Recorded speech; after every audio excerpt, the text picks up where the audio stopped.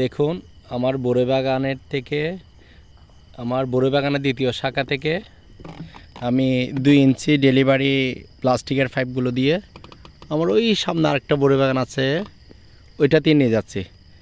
তার মধ্যে এটি হচ্ছে একটি গ্রামের ইটের রাস্তা বা ইটসোলিং যেটাকে বলা হয়, ইটসোলিং এক কথায় ভালো করে লক্ষ্য করুন, এটি হচ্ছে একটি গ্রামের ইটসোলিং রাস্তা।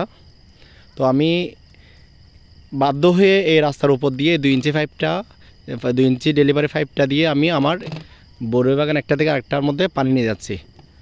তো আমি এর মধ্যে কয়েকটা থিওরি দিয়ে দেখেছি, যেহেতু এটা গ্রামের ইটসোলিং রাস্তা, আমি চেষ্টা করেছি যেন আমার পাইপটা সেফ থাকে, মানুষও যেন সুন্দরভাবে চলাফেরা করতে পারে, গাড়ি যা আছে মোটরসাইকেল সিএনজি বা যাই চলে সবগুলো যেন সুন্দরভাবে যেতে পারে এবং আমার পাইপও সেফ থাকে, যেন ছিঁড়ে না যায়। তো সেই সব আমি ইট দিয়ে দেখছি, তর্তা দিয়ে দেখছি, একটা বক্স বানিয়ে দেখছি। এর মধ্যে কি হয়েছে, যখন আমি ইট দিয়ে বক্স বানিয়ে দিয়ে এখানে রেখেছি, বাড়িতে গেছি, এর মধ্যে এখানে কয়েকটা গাড়ি এসে হাজির, অবস্থা খুব খারাপ। তো ইটের উপর দিয়ে ওরা গাড়িটা তুলে দিছে, তো ওরা সুন্দরভাবে পার হয়ে রাস্তা দিয়ে চলে গেছে। এর মধ্যে একটা ঘটনা হয়ে গেছে, ঘটনা হচ্ছে দেখুন এই পাইপটা ছিঁড়ে গেছে। তো এর মধ্যে আমাকে আবার বাড়ি থেকে কষ্ট করে এসে এখানে আবার এই পাইপটা কেটে ফেলতে হয়েছে। এই পাইপটা কেটে আমি একটা পাইপ দিয়ে এখানে জোড়া লাগিয়ে দিয়েছি।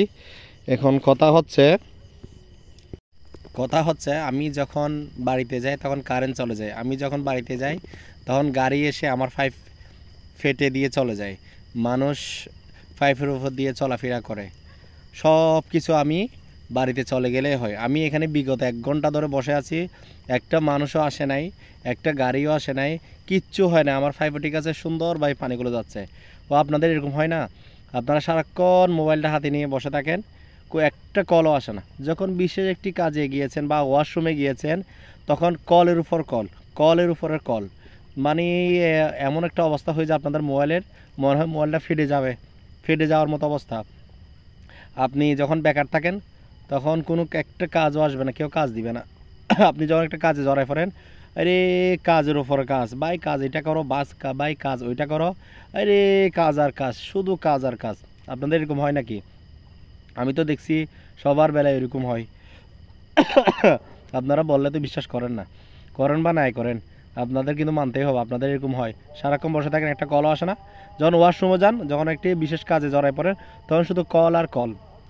আমার মতো অবস্থা আরই, যাদের হয় আর না হয় সবাই কমেন্ট করে কিন্তু জানান কার কার হয়। তো আপনারা বিশ্বাস করছেন নি?